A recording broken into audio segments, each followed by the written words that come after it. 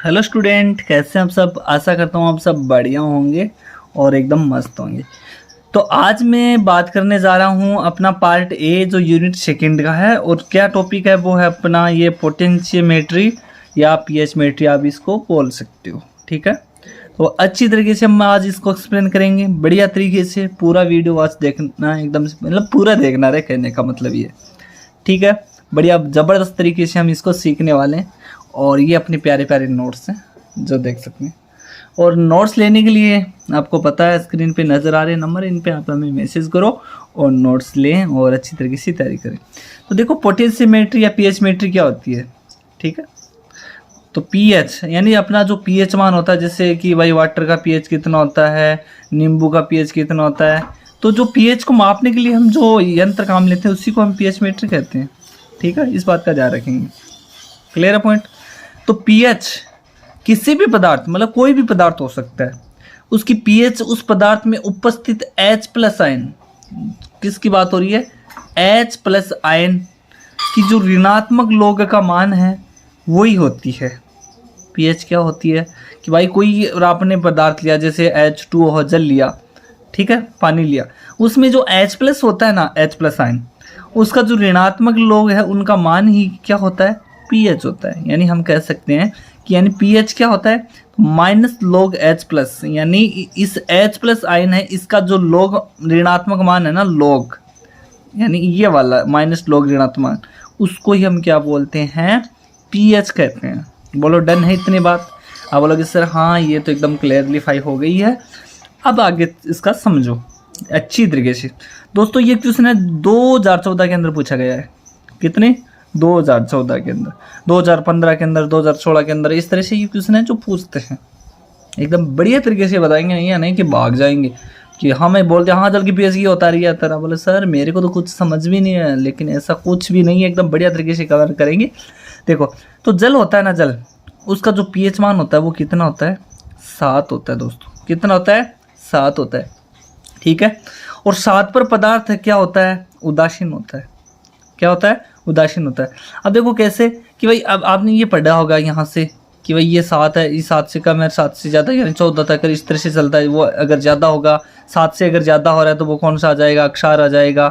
अरे ये पढ़ा ना आपने पीएच स्केल, 18 इधर वाली साइड आ जाएगा, ये अपना क्या हो जाएगा, अम्ल हो जाएगा, ये इस तरह से। ठीक है, यानी 7 से 14 तक होगा अक्षार और ये अम्ल। तो ये क्या होता है अपना, यहाँ पे न्यूट्रल हो जाता है। पानी क्या होता है, यहाँ पे एकदम उदासीन अवस्था के अंदर होता है। जल का जो पीएच मान होता है वो कितना होता है, 7 होता है। और 7 पर पदार्थ क्या होता है, उदासीन, एकदम न्यूट्रल होता है। इस बात का ध्यान रखेंगे और ध्यान रखना ही पड़ेगा। अतः जल एक उदासीन पदार्थ माना जाता है, बिल्कुल, कि भाई जो पानी होता है वो क्या होता है, वो एकदम से उदासीन होता है। अब मैं पूछूं उदासीन क्यों होता है, तो आप बोलेंगे सर इसका पीएच मान होता है वो 7 होता है, और 7 पर जो होगा वो यहाँ पे होगा, वो क्या हो जाएगा, यहाँ पे उदासीन हो जाएगा, न्यूट्रल। ठीक है, क्लियर है पॉइंट।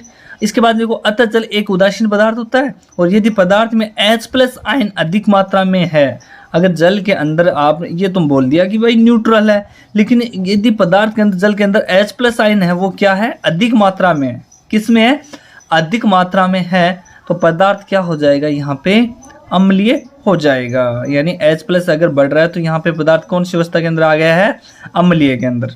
ठीक है, तो यदि पदार्थ में OH की जो है, यानी OH ऋणायन, उसकी जो सांद्रता अगर अधिक होगी ना, तो पदार्थ किस में आ जाएगा, अक्षार में आ जाएगा। इस बात का ध्यान रखें कि अगर यहाँ पे H प्लस है तो यहाँ पे कौन किस में हो जाएगा, ये पदार्थ अम्ल की ओर। अगर यहाँ पे OH ऋणायन की ओर है तो ये क्या हो जाएगा, अपना अक्षार हो जाएगा। दोस्तों क्लियर है पॉइंट, बिल्कुल क्लियर हो गया होगा। ठीक है, समझ गए, अक्षार कब होता है और अम्ल कब होता है। तो ये पता होना चाहिए कि अगर H प्लस आयन की मात्रा बढ़ रही है तो अम्ल के माध्यम में होगा, अगर कम हो, एकदम OH की ऋणायन की सांद्रता बढ़ रही है तो वो क्षारीय माध्यम में होगा। तो जल उदासीन होने पर ही विलाय के रूप में किसी भी अपघट्य के साथ हम क्या कर सकते हैं, यूज कर सकते हैं। तो इसीलिए अब आपने देखा होगा हर चीज़ में जल को काम में लेते हैं, तो इस वजह से हम लेते हैं कि भाई जल क्या होता है, उदासीन होता है, और उदासीन होने के कारण ही विलाय के रूप में हम क्या लेते हैं, उसको अपघट्य के साथ में इसको हम काम में लेते हैं या उपयोग करते हैं या प्रयोग करते हैं। बस क्लियर है। अब आओ आगे यहाँ पे कि भाई यहाँ पे ये बात तो हमने देख ली कि भाई पीएच क्या होता है, और पीएच की बात कर ली, जल के पीएच के बारे में हमने बात कर ली अच्छी तरीके से। तो अभी तक वीडियो को लाइक नहीं किया तो लाइक कर दें, अगर अच्छा नहीं लग रहा है तो डिसलाइक कर दें, बस इतना ही काम जानता हूँ मैं, और कुछ नहीं जानता। चलो कर दिया होगा, बहुत समझदार बच्चे हो आप। कमेंट करके भी बता देना कि सर आपका बताया हमें समझ में आता है या नहीं आता है। देखते हैं कौन कौन कमेंट करता है। उसके बाद में देखो दोस्तों, पीएच मीट्री और पीएच मीट्री क्या होता है, यानी पीएच मीटर और पीएच मीट्री क्या होती है उनको समझते हैं। तो जो अपना पीएच होता है उसका जो मान ज्ञात करते हैं ना, उस जो यंत्र होता है, जो इंस्ट्रूमेंट होता है, उसको हम क्या बोलते हैं, पीएच मीट्री कहते हैं। ये बात मैंने बता दी थी। तथा इस प्रोसेस जो ये प्रक्रिया होती है जो मापने की, इस प्रक्रिया को हम पीएच मीट्री कहते हैं। क्लियर है पॉइंट। तो किसी भी सिंपल यानी सैंपल होता है, कोई भी सैंपल होता है, उसकी जो पीएच ज्ञात करने के लिए हम क्या लेते हैं कि पीएच मीट्री होती है, उसको अलग अलग हो सकती है। अपनी जो पीएच मीट्री होती है वो क्या होती है, अलग अलग विधि इनकी हो सकती है। हमारे यहाँ पे जो डिफरेंट टाइप के जो पीएच मीट्री उपलब्ध है, वो जैसे कि प्रयोगशाला में यूज की जाने वाली पीएच मीट्री साधारण प्रकार की होती है। तो मतलब ये आपने पढ़ा होगा, ये डॉक्टरी थर्मामीटर वगैरह के अकॉर्डिंग हमने देखा। तो यहाँ पे जो प्रयोगशाला में ये काम में लेते हैं ना, वो क्या होती है, अपनी साधारण प्रकार की पीएच मीट्री मानते हैं। अब देखो the basis principle of pH metry, तो क्या होता है का प्रिंसिपल वो हम समझते हैं। तो पीएच को ज्ञात करने के लिए जो सिद्धांत होता है वो अलग अलग या भिन्न भिन्न पीएच मीटर पर भिन्न होता है। जब हम कोई भी विशिष्ट प्रकार का कोई सैंपल लेते हैं ना दोस्तों, तो पीएच मीटर में भी डिफरेंट यूज किए जाते हैं। अगर आपने अलग प्रकार का कोई सैंपल लिया तो अलग प्रकार की पीएच मीट्री होगी, आप अलग और ले लिया तो अलग, मतलब अलग अलग प्रकार का लेना होगा। ये नहीं कि एक ही से काम चला रहे हो, एक से नहीं चलने वाला यहाँ पे। तो पीएच मीट्री की वह जो अहम समस्या होती है, उसके आधार पर हम उस प्रकार के सैंपल के लिए अलग अलग पीएच मीट्री क्या करवाते हैं, उपलब्ध करवाते हैं। तो ये पीएच मीट्री डिफरेंट टाइप के इस कारण होते हैं ताकि पीएच का जो मान होता है वो यथार्थता से ज्ञात कर सकें, इसमें कोई भी त्रुटि नहीं रहे, इसलिए हमें अलग अलग लेनी पड़ती है। तो ये अपना यहाँ पे नोट्स हैं जो देख लिया यहाँ पे। अब चलो आगे चलते हैं और आगे सीखते हैं और बढ़िया तरीके से, बढ़िया एक्सप्लेनेशन के साथ। अब देखो कि भाई जो पीएच मीटर होता है उसमें हमने क्या किया, सैंपल में H+ या OH आयन है, उनकी सांद्रता के आधार पर हम पीएच ज्ञात करते हैं या की जाती है। तथा पीएच मान के आधार पर सैंपल की जो अम्लता या क्षारीयता का उसका हम निर्धारण कर सकते हैं। अगर पीएच 7 से कम आ रहा है या 7 से ज़्यादा रहा है तो हम पता मतलब लगा सकते हैं कि भाई क्षार होगा या अम्ल होगा। ठीक है। अब हम इंस्ट्रूमेंट के बारे में हम जानते हैं कि भाई ये इंस्ट्रूमेंट होता कैसा है। तो देखिए दोस्तों, इंस्ट्रूमेंट की बात करें तो पीएच मीटर होता है, उसकी सहायता से हम पीएच ज्ञात करने के लिए निम्न इंस्ट्रूमेंट हैं जो आवश्यक होते हैं। जैसे कि आपको बीकर लेना होगा, जो वॉच ग्लास है वो लेना होगा, उसके बाद में पीएच मीटर होगा। ठीक है। उसके बाद में आपको क्या लेना होगा, कोई सैंपल जैसे आपने जल लिया है या सोइल लिया है, उसको विभिन्न पीएच की गोलियाँ, ये pH = 5, pH 7, pH 9, मतलब आदि सारा ये हम काम में लेंगे। ठीक है। तो इन उपकरणों को सही ऑर्डर को में जोड़कर, मतलब एकदम सही क्रम बना लेना है इनका, सही ऑर्डर में जोड़कर बनाई गई कंप्लीट स्ट्रक्चर को हम इंस्ट्रूमेंटेशन कहते हैं। और इसकी बनावट इस प्रकार है दोस्तों, ये देख लो यहाँ पे, ये अपना यहाँ पे सैंपल है, इसके अंदर लिया आपने जल या पानी कुछ भी लिया, ये बीकर के अंदर यहाँ पे इलेक्ट्रोड लगे हुए हैं। तो यहाँ पे सीधा ये पीएच मीटर वायर होता है, वो इस पीएच मीटर के साथ में जुड़ा होता है। तो ये मीटर क्या बताता है कि भाई पीएच 7 आ रहा है या 7 से अधिक आ रहा है। तो इससे हम निर्धारण करते हैं कि भाई ये क्या दे रहा है, अम्ल है या क्षार। इस सैंपल का पता इसमें लगा सकते हैं। ठीक है। और ये मेन स्विच होता है यहाँ पे ऑन ऑफ का। तो ये होता है इंस्ट्रूमेंट का, ये चित्र बना लेना आप लोग। अब देखो यहाँ पे एक्सपेरिमेंटल टेक्निक क्या, किस तरह से इसको काम में लेते हैं, इस तकनीक को देखने। सर्वप्रथम क्या लेंगे, पीएच मीटर के अंदर मेन या स्विच के साथ जोड़कर ऑन या ऑफ करेंगे। तो भाई ऑफ क्यों करेंगे, ऑफ तो पहले ऑन करते हैं। ठीक है, ऑन ही करेंगे ना। तो इसके बाद में हम क्या करेंगे, पीएच मीटर के ऑन बटन दबा देंगे और दबाने के बाद वो ऑन हो जाएगा। इसके बाद में पीएच मीटर के पीएच पर 7 पर हम सेट कर देंगे, यानी न्यूट्रल होता है ना, उदासीन पर सेट कर दिया हमने। यहाँ पे इस वाले बटन को हमने क्या कर दिया, सीधा का सीधा इस पे 7 पे सेट कर दिया। देखो 7 पे सेट कर दिया, वहाँ पे मैंने 7 पे सेट कर दिया है, सेट कर दिया। Okay done. इस पीएच मीटर के साथ हम स्टार्टर के साथ वायर से इलेक्ट्रोड जोड़े होते हैं। तो ये देखो, ये यहाँ पे इलेक्ट्रोड है जो वायर के साथ में इसके साथ में जुड़े हुए हैं। स्टार्टर है ना, ये देखो नाम लिखा ना यहाँ पे स्टार्टर, तो इसके साथ में ये जुड़ा हुआ है। ठीक है, क्लियर है पॉइंट। हाँ भाई स्टार्टर ऑन कर दिया भाई, चलो ठीक है ओके। तो यहाँ पे इनसे एक इलेक्ट्रोड है जो क्या होता है सिरा, वो नेगेटिव का, और दूसरा कौन सा होता है पॉजिटिव। यानी यहाँ पे ये जो सिरा नज़र आ रहा है ना ये पॉजिटिव का है और ये कौन सा है नेगेटिव का है।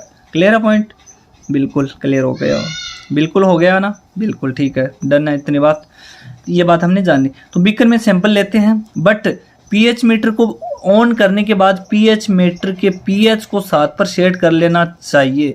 इसके लिए सर्वप्रथम खाली बीकर में इलेक्ट्रोड डालकर, क्या क्या डाला आपने खाली बीकर के अंदर, ये इलेक्ट्रोड डालना, अभी कोई सैंपल नहीं लिया, केवल इलेक्ट्रोड डाला आपने, ठीक है क्लियर है पॉइंट। तो इलेक्ट्रोड डालकर पीएच का मान ज्ञात करना चाहिए।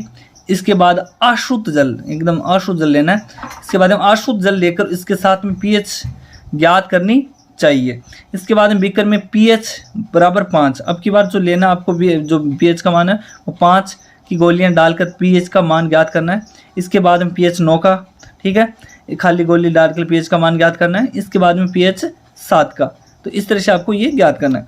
तो इस गोली डालकर ज्ञात करते हैं। इसके बाद में कोई भी सैंपल को बीकर को साफ करके बीकर में लेकर उसकी पीएच मीटर ज्ञात करते हैं, और जब पीएच ज्ञात हो जाता है ना दोस्तों, इसके बाद में बीकर को साफ करके रखते हैं ताकि आगे कभी पीएच ज्ञात करने की कोई भी त्रुटि ना हो, ठीक है, और उत्पन्न ना हो। ये बात लिख लेना आप लोग।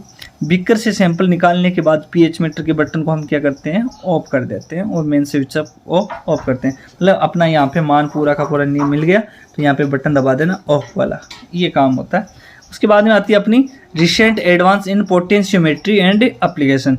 तो ये हम क्या करेंगे, ये आपको अगली वीडियो के अंदर बता देंगे, या अभी करवा दें, अभी करवा दें, चलो ये भी करवा दें, थोड़ा सा ज़्यादा नहीं है। देखो recent advance in potential and application क्या है वो देखो। तो पोटेंशियल जो मेट्री होती है और पीएच मेट्री, उसको एडवांस को और एप्लीकेशन निम्न टाइप के होते हैं। किस टाइप के होते हैं वो देखो। पहला पॉइंट कि जो पीएच मीटर होता है उस किसी भी सैंपल की पीएच आसानी से हम क्या कर सकते हैं ज्ञात कर सकते हैं, पहला पॉइंट तो ये। दूसरा क्या है कि पीएच मीटर में जो नॉर्मल सैंपल होता है उसकी नॉर्मली जल या सॉइल को ही रूप में लेंगे हम। इससे क्या होगा कि H2 है उसका जो जल होता है उसका पीएच क्या होता है 7, और 7 है मतलब उदासीन है, ठीक है, तथा सॉइल की पीएच होती है वो 3 से 6 यानी एसिडिक होगा, वो 6 से 9 बेसिक होगा, ठीक है। तो पोटेंशियोमीटर की सहायता से हम पीएच का मापन यथार्थ से हम कर सकते हैं, और पीएच मीटर की सहायता से हम त्रुटि उत्पन्न होने की संभावना क्या होती है कम होती है, कोई भी त्रुटि वहाँ पे देखने को नहीं मिलती है।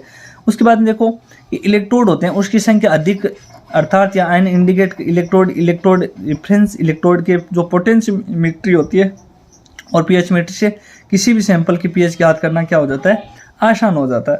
आगे देखो कि ब्लड की जो पीएच होती है उसको रूम टेम्परेचर जो अपना कमरा होता है उसका जो ताप होता है उसके डिफरेंट आ सकती है। क्यों? क्योंकि पीएच मीटर द्वारा room temperature 37 degree Celsius blood ही पीएच से को क्या करता है मेजर कर सकता है।